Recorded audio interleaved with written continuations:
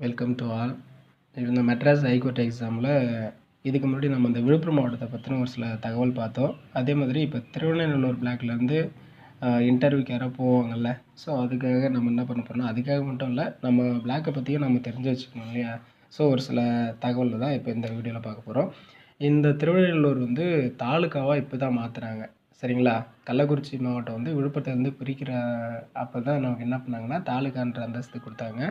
So அந்த இது என்னைக்கு அப்படின்னா நவம்பர் 12 தான், சரிங்களா? 12/11/2019 அன்னைக்கு தான் வந்து இது தாலுகாவாக மாற்றினாங்க. ஸோ இதோடைய பரப்பளவுன்னு பார்த்தோம் அப்படின்னா 248 சதுர கிலோமீட்டர் திருவண்ணாமலையுடைய பரப்பளவு.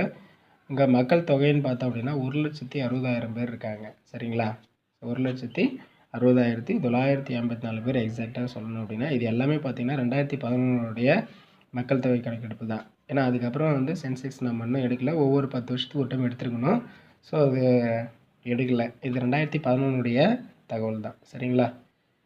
அடுத்தது மக்கள் அடர்த்தின்னு பார்த்தோம் அப்படின்னா இங்கே 650 பேர், ஒரு சதுர கிலோமீட்டர் பரப்பில் 650 பேர் இங்கே வசிக்கிறாங்க, சரிங்களா? அதுதான் மக்கள் அடர்த்தி அப்படின்னு சொல்லுவோம்.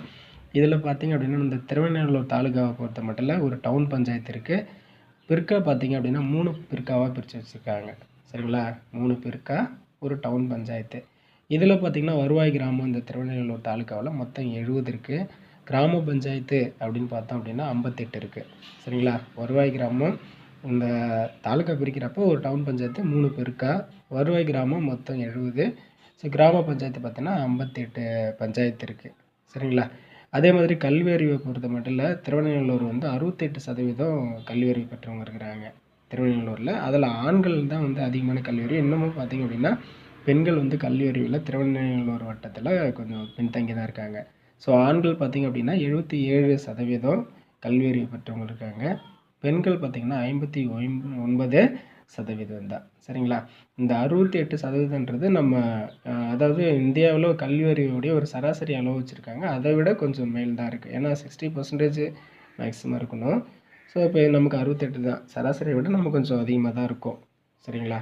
அதுக்கு சட்டமன்றம் பார்த்திங்கன்னா திருக்குறளில் வரும், மக்களவை பார்த்திங்கன்னா நமக்கு விழுப்புரம். இது நமக்கு ஒரு சில பேசிஸான கொஷின்ஸ் தான்.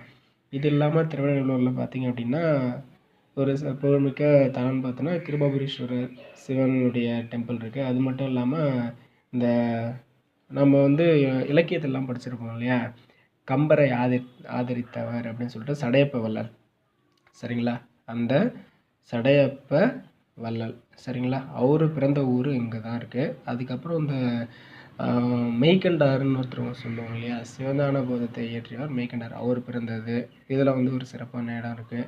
ஸோ இதுதான் வந்து திருவண்ணாமலை பற்றின ஒரு சில தகவல், சரிங்களா? தேங்க்யூ.